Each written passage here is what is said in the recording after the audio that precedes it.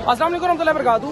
रावलपिंडी जुलूस के अंदर हम मौजूद हैं और यहाँ पर मेंबर ज़िला जो कमेटी है अमन कमेटी उसके मेंबर हमारे पास मौजूद हैं। उनसे भी बातचीत करेंगे कि उनकी यहाँ पर मौजूदगी किस लिए है और वो यहाँ पर किन मामलात को देख रहे हैं। अस्सलाम वालेकुम रहमतुल्लाह। जी वालेकुम सलाम। सर कैसे हैं आप? जी ठीक। सर यहाँ पर आपकी मौजूदगी क्यों है और क्या मामलात हैं?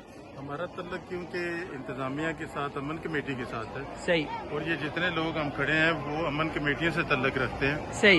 और पिछले 15 से 17 साल से हम इस जुलूस को, ये मरकजी जुलूस है 8 मुहर्रम का, सही। ये कसरे ज़ैनब का जो अगरोटी का जुलूस है, इसकी हम सिक्योरिटी की इंतजामिया के साथ मिलकर निगरानी करते हैं। सही होगा। तो आपका ताल्लुक भी इन्हीं लोगों के साथ है या आप दीगर और मसालिक से ताल्लुक रखते हैं और इनको सिर्फ सिक्योरिटी देने के लिए और इन मामलात के लिए? नहीं, हमारा तल्लुक जो है वो अमन कमेटी के साथ है और अमन कमेटी में फिर मुख्तलिफ मुकातब फिक्र के लोग हैं। सही।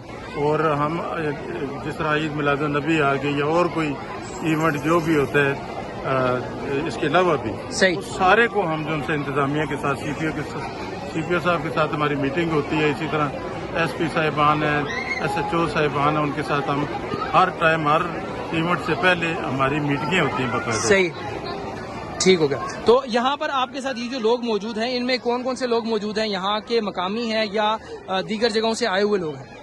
ये यहाँ के जितने ये इलाका है जिस जगह से जुलूस निकल के आता है, सही, उस इलाके के जितने महल्ले हैं उनमें एक एक चेयरमैन और उनके मेंबरान हैं।